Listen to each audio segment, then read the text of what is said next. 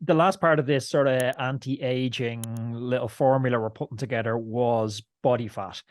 It's, as you say, it's almost like a perfect storm because muscle volume is going down as body fat is simultaneously coming up. What strategies are we using to cope with that? Is it as simple as reducing our base caloric intake daily, or is there more advanced strategies? There's a lot to it. If somebody's actually trying to lose weight as opposed to just maintain weight, that's a different ballgame altogether. I won't go into all the details. If we're just trying to maintain weight, not gain weight as we age, the thing to do is number one, cut back in carbohydrate in your diet, especially high glycemic carbohydrate, which means mostly starches and sugars. You just need to cut back. I'm not telling you to cut them out. I'm not saying become a Buddhist monk. All I'm saying is just begin to cut back on eating that type of food, because that's the sort of food that's going to cause your body to celebrate, because it's going to be able to put on more fat. You don't want that. You want to reduce the options for your body to put on fat. Place to start is by cutting back on, those are called high glycemic carbohydrates or high glycemic index carbohydrates. So that's the first step. Number two is eat more protein to replace the carbohydrates you cut back on. As we get older, we need more protein. In fact, the research I'm now seeing and have been seeing for maybe the last 10 years or so suggests that older people do need to eat more protein than what we thought 10, 15, 20 years ago. We need more protein. So to give a good example, so we're going to increase your protein intake, but decrease your high glycemic carbohydrate intake. What that's going to mean is you may be able to actually lose weight by doing that, because those two things fit together very nicely. If you've been eating a lot of high glycemic and not much protein, making that change is probably going to cause you to lose weight. I actually find that as soon as you're starting to become aware of your protein intake and you're looking to get, 1.5 grams of protein per kilogram of body weight, in and around that, like for me, that's around 100 grams of protein a day. And if you break that into 3 square meals, 33 grams of protein per meal, it actually doesn't leave a lot of space left for eating a lot of these high glycemic index carbs without going way over your daily caloric guidelines. That's true.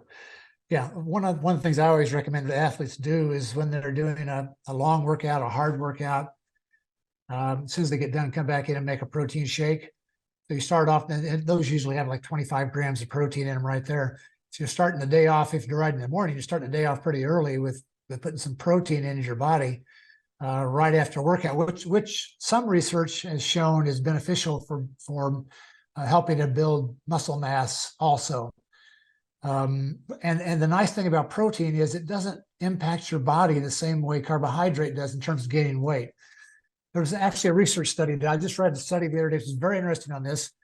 The researchers took a group of athletes, and for 8 weeks, they had them eat 800 more calories per day from protein. They kept their diet the same, but they added 800 more calories of protein per day. After 8 weeks, they didn't gain any more weight. Their weight stayed the same.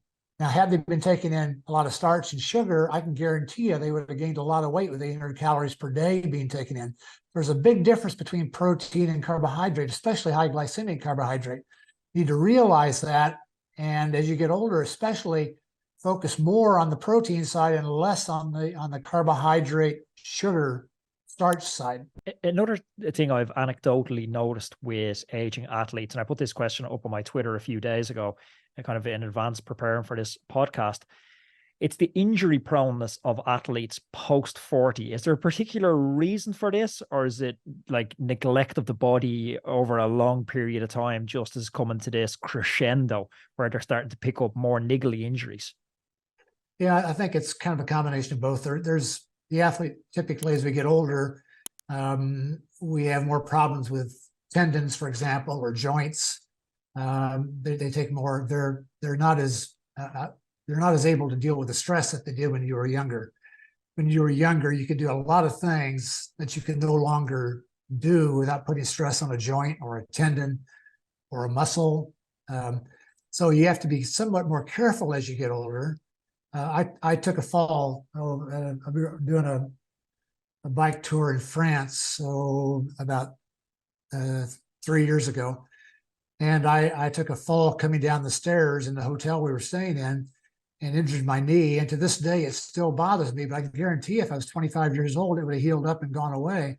Yeah. But now it still bothers me here. What this like 3 years later, I'm still experiencing some difficulty from that knee because of that fall.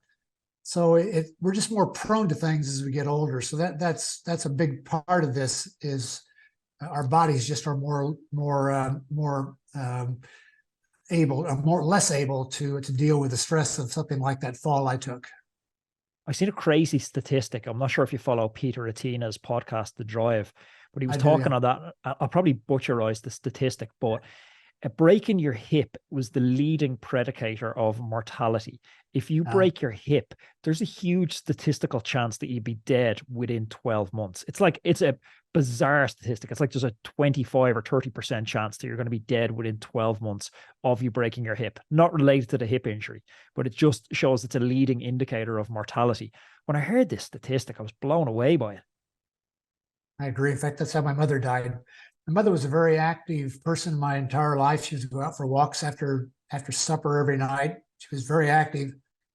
And then she got to about her late 80s. It was probably about 87, I think it was.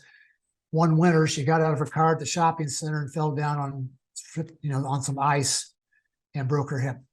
Oh, And 2 years later, she was gone. That was just the sort of thing that I agree with 100%. That's one of the worst things that can happen to you as you get older is breaking your hip. Again, that's one of the reasons I suggest you do a lot of weight training to prevent that sort of thing from happening. And exercising, like riding your bike, helps prevent that also. Yeah, I guess it's so our physical health and our mental health are so inseparable. I look at my dad who has some compromised mobility issues at the moment. He has a clot in his leg, and it's a relatively minor physical condition, but I've watched the deterioration that's had on his mental health, and it's profound. So if you like this video, you should definitely check out this video because I know you're going to love it. And don't forget to subscribe to the channel.